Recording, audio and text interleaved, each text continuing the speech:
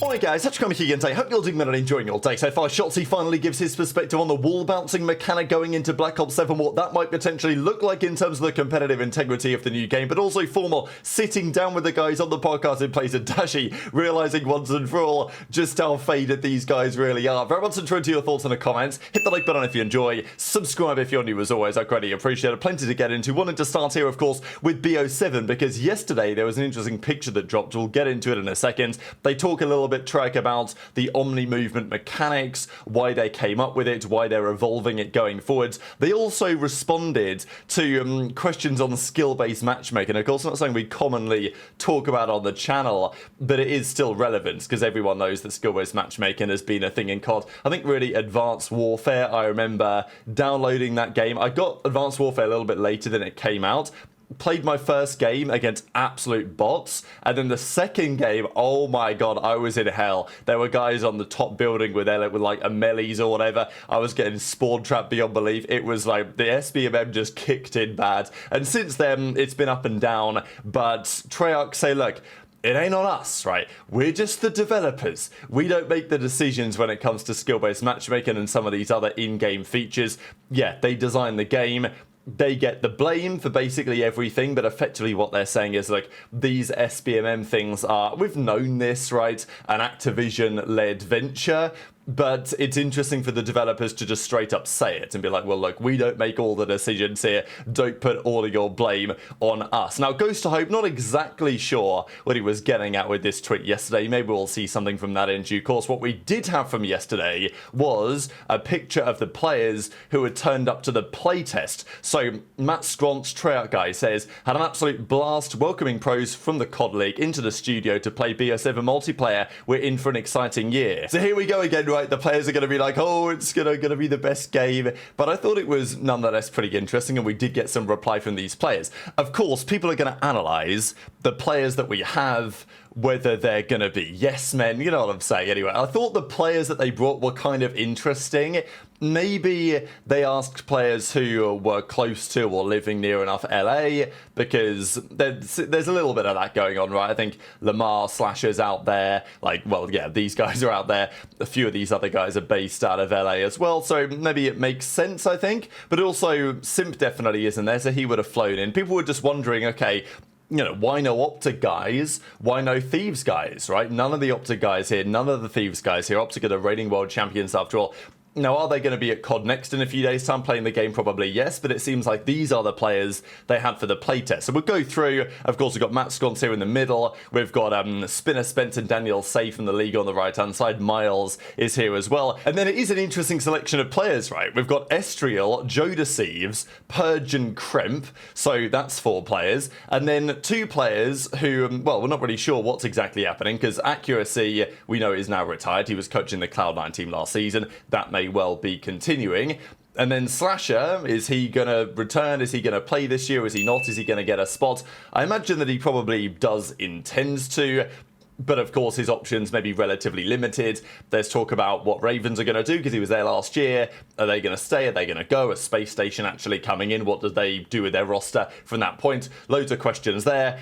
And then, you know, Simp standing next to him, of course. They were teammates on FaZe a little while ago. Then you've got Snoopy on the right-hand side. Thought it was cool to see him there as well. So, yeah, an interesting bunch of players. Not exactly the selection that I might have expected on paper. And understandably, there was some reaction to say, oh, well, are they going to give much feedback or criticism or whatever? Now, we know that at this point, it's end of September. It doesn't really matter, right? The game comes out in less than a couple of months. I mean, really, the beta's in a few days' time. The game will come out early, mid-November, to our understanding. What's really going to change between now and then? Nothing crazy. But there will be some things that could be considered. Talk about tac stance. Talk about tactical sprint, whether it should be a perk. These other gameplay decisions. The fundamental game is the fundamental game, but there will be some things that the pros could try to get changed. For example, the perk system, right? Which perks are in which tiers? There's been some reaction, I would say, there. Now, of these players, people always look at these people and say, well, you know, who of these guys is actually going to give the feedback, going to give the proper criticism. You know, I think the two standing in the middle, I think Accuracy and Slasher would not be afraid to give their very much honest opinion and judgment. So I think there will have been some good feedback here been given to the developers. But as always, we get the tweets from the players. Simp says, had a blast getting my hands on BO7 early and having the chance to give our feedback on everything. Thanks for the invite, and I'm super excited for this upcoming year. Now, genuinely, I do think this game is actually going to be good. But I do find it funny, right? Because every year, it's always like, oh, well, we're in for a good year, right? Like, how many times have we heard that in a row? JoeDeceives says the same thing. Had so much fun playing the game. Thank you to Track and everyone for inviting us and letting us get our hands on early and listening to our thoughts on the game. Attach might be onto something, right? So here we go. Attach does the tweet. Black Ops 7 is going to be the best COD of all time, and JoeDeceives like, yep, here we go. We're in for a good year. So, look, we've heard it all before at this point. We'll see what actually happens when the game launches, but it was cool to see some of the guys give some responses. Miles says, I watched these players do some insane things in a relatively short amount of time with the game. We know that this wall bouncing mechanic is aggressive. It doesn't seem like it's like, oh, this is a wall bouncing wall. It's like, no, if there's a flat surface, you can bounce off that bad boy. And, well, Shotzzy's going to give some thoughts on that in a second. Miles says it's going to be a nutter year. I think we had some other responses as well. So even Slasher, who, look, I do expect Slasher will be giving his feedback, right? Like, he's not just going to sit there and nod his head. If he has a problem with the game, he will be talking about it. But yeah, he drops the goat emoji in the reply. So clearly thinks they've done a pretty good job, or at least is suggesting that Matt Sconsi's happy that they're open to some feedback, open to some criticism. We know that Treyarch's map design department hasn't been getting the most gas over the last few years, but I do think that Matt Sconce and some of the other developers, they do really want the best for competitive Call of Duty. Some of it they are able to deliver, some of it they are not necessarily. So that was the reaction on that front. And let's talk about some of the other things that were going on last night. This is relevant as well because a couple of clips I wanted to share on, well, from Hitch actually, on the state of the process. So yesterday, 100 Thieves dropped this EWC recap where they go through especially what's happened with their COD team. OpTic got eliminated, or OpTic eliminated them from the tournament. Ghosty stood up. I mean, they put that clip, I think, right at the start where he stood up and talked to that trash to Neptune, and now we think they're going to be teammates for the upcoming year. So anyway, they put together a recap of not just their Call of Duty situation, but what was going on with their other esports as well. Their 100 Thieves team for Valorant made it out there, although also that didn't especially go to plan. So anyway, they put this video out there. Nadeshot was quote tweeting it and said, look, each team brought some highs and lows. So, you know, enjoy the video, excited for what's next. The other thing I wanted to share was actually from Hitch, because he sat down on the Flycast and talked about the process. We still don't know, as a recording anyway, when it's coming out. And it was said it was going to be September. Maybe, I don't know exactly when the date is going to be. They've not officially confirmed it. Hitch does talk about exactly, you know, why it's been delayed and what the state of affairs is going to be there. And I do think the general feeling for the community on this whole process delay thing is not necessarily one of like, oh, I can't believe they'd make us wait this long. I think it's more about the communication, right? Like, they would, I think the fans in general would like to say, okay, you said it was coming September, so when is it? If it's going to get delayed, tell us it's going to get delayed. You know, when is the approximate release date going to be? I think people just want to kind of know roughly when, not having to think they're going to have to wait another 12 months, right, to see this documentary finally arrive. So Hitch talks a little bit about that, the state of that affair, but also a couple of clips of the Game Chat episode last night, because there were some highly entertaining clips going on here. The process, people want, they want it to come out, and when it doesn't come out, they're like, well, what could I say that's filled with hate? What could I say that will make, and then they'll be like, what this org used to be is nothing compared to it. It's a shell of what it once was. And it's like, you're talking about a long documentary. You're not talking about a fucking, like, what I was doing was so different. And people are just like, and people are trying to rope me into it. You never would have done this. See, people are saying that, and I mean, I wouldn't, but I guess I get it. But I mean, some of the shit obviously you don't get. People are just saying dumb shit. But I've sat behind Roger a few days, and just like he's shown me some stuff, and I'm like, God damn, this shit's gonna fucking. I want the new season of Stranger Things, but I'm not gonna go to the fucking director and be like, you've killed all the hype from the last 4 seasons. Nothing that you've done will ever, like, we're not even going to watch anymore. I don't even care anymore. Look what you've done to your, and it's like, dude, like, if you want it, I get it. Obviously. And they're like probably me, 22-year-old, stocking shelves at a grocery store, just, but just like, spewing hate. Where's the hatred coming from? I don't understand. But I can say I've seen what are the this. replies to this? What are the replies? Just 2 more months. We're almost there. Yeah. Hitch would have had this done in 2 weeks.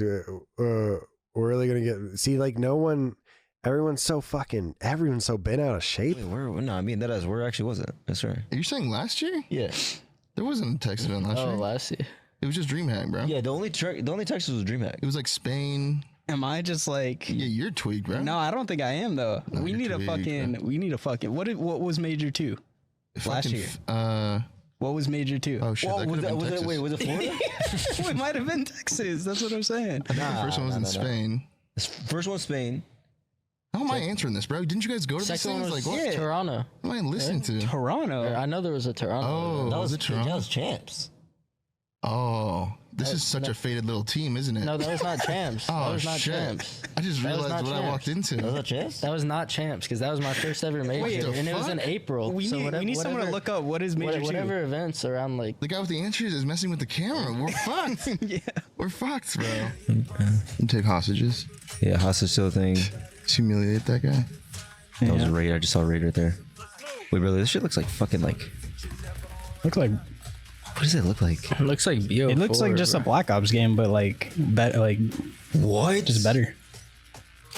It reminds me of like BO. Wait, I thought they said you could only do it in specific walls. That didn't look like a wall that like was specific. That looked like a Yeah. She traditional said wall. like any flat surface. Yeah, But I remember the guy saying that like it was specific walls. I thought so too, but I don't think so. This looks like Biolab. So Shotzzy's initial reaction to the wall bounce being like, damn, that's pretty insane, right? I mean, certainly some of the clips that we saw there, the opportunity to bounce off a wall that, okay, it was obvious that you could bounce off some of the walls, but that specific wall, when there's just a straight line and you can just bounce off it and effectively pop a little double jump, Shotzzy was like, damn, that looks pretty insane. And clearly the players that got to do the playtest over the last few days will have experienced exactly that. Now, the beta is coming soon. COD Next is coming up in just a couple of days' time that maybe some of the OpTic guys pretty sure will be there for that one. So even though maybe they weren't invited and some controversy about that for the actual reveal that we just saw, the picture of the players, probably in a couple of days' time, everyone is going to be getting their hands on these things, and then we'll see. The other clip I thought was great was they were talking about the events for the most recent season, and FormaL, of course, who didn't play COD this year, so he was like, yeah, well, they had the Dallas event, and it was DreamHack. Now, of course, they had 2 Texas events. The first one wasn't in Dallas, it was in Allen, right, north of Dallas, where OpTic won champs last year, so I'm not exactly sure how Shotzzy managed to forget about that, but, I mean, look, these 3 guys are sitting there trying to figure out where that second event was. Absolutely mind blown. And FormaL is looking at these guys being like, you can't be serious. Like, who are these guys who are dominating the COD landscape at the moment? FormaL says such a faded little team, which I thought was pretty funny. This actually aligns with what Temp was saying a while ago, so we doubled down on the replies. I don't know if you guys remember, it was an absolute generational episode of Dope Check we did a while ago when Donnie was talking about how, as far as he sees it, the players who have less going on upstairs, let's say, they don't feel any sort of pressure. They just turn up and they play and they dominate, right? So that's what he says. If you're on slow-mo nation, then you've got supreme confidence. So that, it seems, is the key, and FormaL's understood, damn, like that this is the secret sauce that OpTic Texas have that's going to keep them on top for the next season. So thought that was hilarious. This, just to mention, the early access and the open beta is as follows. So in a couple of days, COD Next arrives. Then shortly after that, October the 2nd, is when the early access beta begins to the 5th, and then the open beta is after that. So we've got pretty much a week of Black Ops 7 here until a week and a bit into October. Then we will see what they look to change in the feedback that is given before the game will launch in, well, we think it might be the middle of November. Time will tell on that. But very much enjoyed your thoughts in the comments. Hit the like button if you enjoyed. Subscribe if you're new. Take care, and I'll see you next time.